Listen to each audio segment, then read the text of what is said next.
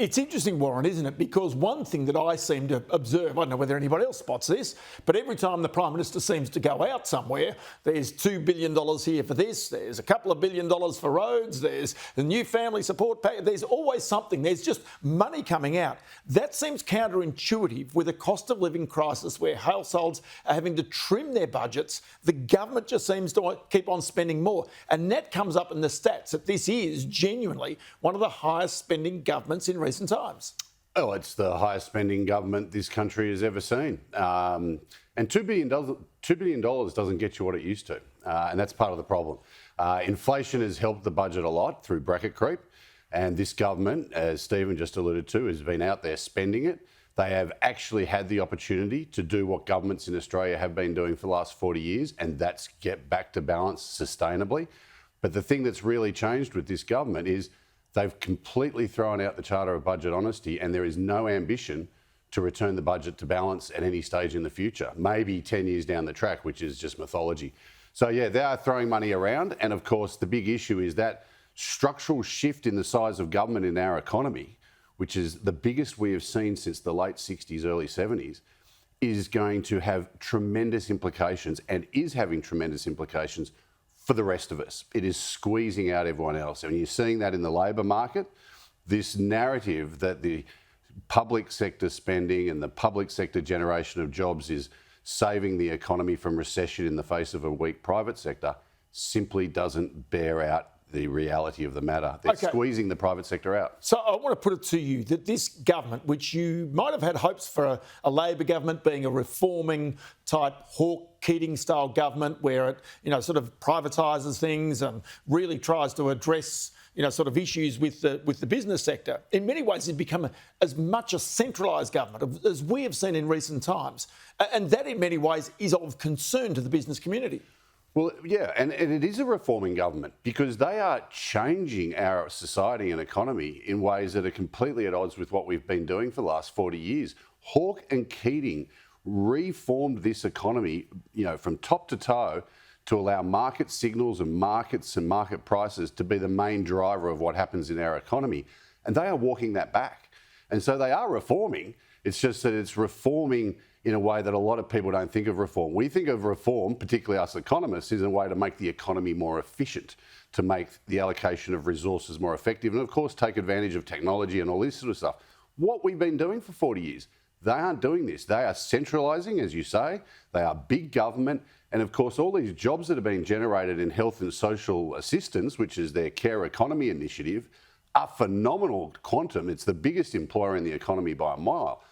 But it's destroying productivity in our economy and living standards for everyone. So that's the question I think has to be asked of the Treasurer and the Prime Minister is, what are you going to do about productivity? What are you going to do about the living standards of all Australians? I was going to ask Stephen Hamilton exactly that question because here is the chart looking at the compensation of employees on a quarterly basis, which you can see remains very, very high, but it's also the share of the employment market that government now represents, both state and federal. We know of the spending spree that the states have gone on, that it risks their credit ratings right now. But that is a fundamental problem about a centralised sort of economy, a more centralised government-controlled economy.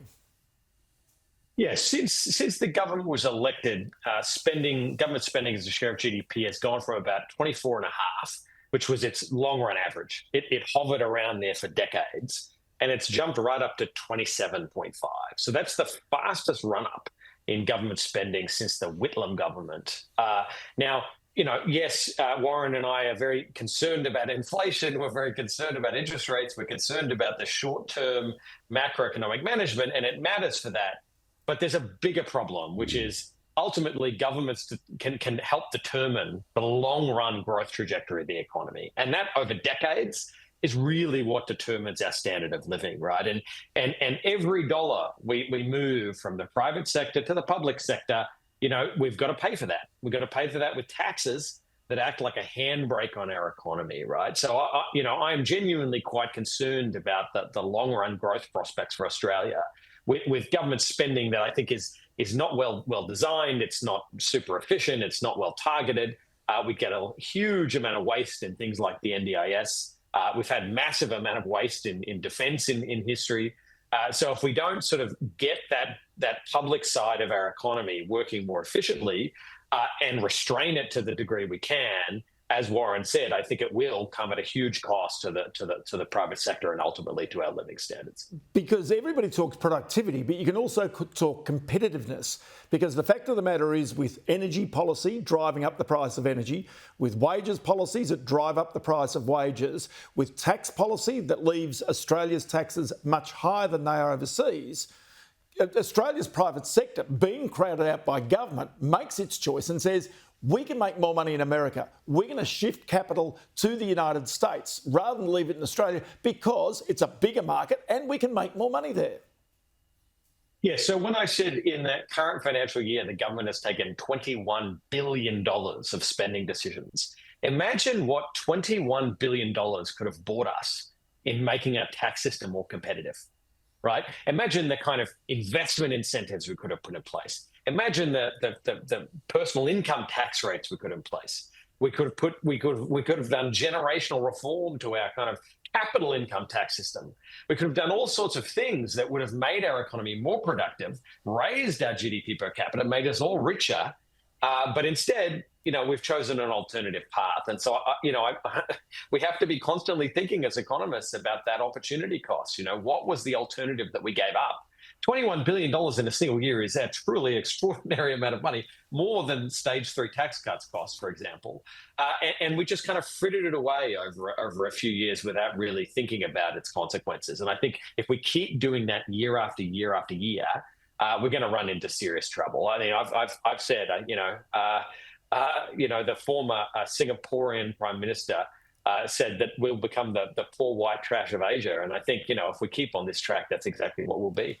I'll tell you what, this is one of the really interesting things for Jim Chalmers, in particular delivering the budget, where the cost of living is an issue that still confronts people. Inflation might have come down, but that doesn't mean prices have come down. And this is going to be the big trouble for the government trying to deliver, because every time there seems to be a problem, the government seems to turn up and say, listen, we've got plenty of money, we'll try and solve your problem. And that is not really the answer long term. Yeah, and the problem they've got politically is that people are going to see that it's not actually working. That is, these temporary one-off payments, whether it's energy or rent or whatever. Because, and just to jump in there, because the prosperity of Australians is going backwards. Well, it's because the cost of living crisis is still there, because they're failing to address the underlying problem, which is an inflation cost pressure in our community driven by a combination of really stimulatory fiscal policy, massive government spending, and of course, I think probably interest rates that aren't quite high enough. But whatever the argument of the policy mix, the fact is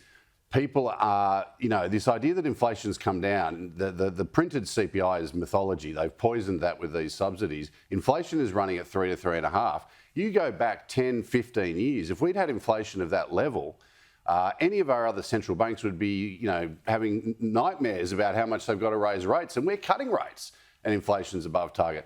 And the reality is for Australians, the cost of their food bill every week, their cost of their electricity every quarter, excluding the subsidies, is not going down. And so the government throws all this stuff saying it's cost of living relief, but people know it's not changing. Their living standards are still going down. And another part of this, which the government will not talk about, is bracket creep. Their tax burden for the middle part of Australia is getting larger. So that's a big player in how all Australians are feeling less well off. Yeah, and it's interesting, isn't it, when you go there, Stephen, because normally if you've got a 4.1% unemployment rate, which Australia has, there should be prosperity. People should feel good. But the reality is that people are not feeling good at the moment, and that kind of turns up in a lot of the opinion polls.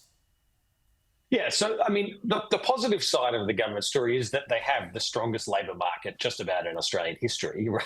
It is extraordinary. We have an all-time record employment level, and we have a very low unemployment level, right? We're right around 4%. It's hard to imagine it sustainably below that level. It's well below what the RBA, for example, assumes is sustainable. So, that strong labour market is great. It does potentially, open the possibility for wage growth. It does obviously bring people into the workforce, and that's great for them. But we have to ask ourselves what the cost of that was and whether we got the balance right. And so, the RBA runs a sort of full employment target with its inflation target. It's meant to manage both of those targets. it's nailed the employment target, right? Nailed it right on, as low as it could possibly be, but at a very significant cost of living standards over the last 3 years, right? We have a sort of a 10% reduction in people's disposable income. We've got a 20% increase in the price level. So I think, particularly the RBA has to do some serious soul searching, I think, over the coming years as to whether they got that balance right, what the costs were. And of course, the government needs to think hard about whether it made the situation worse, which, I think Warren agrees. I think the evidence shows is pretty clearly the case. Indeed. Stephen Hamilton in Washington, many thanks for your time. And Warren Hogan here in the studio as well. Many thanks for your time as well. Thanks, Ross.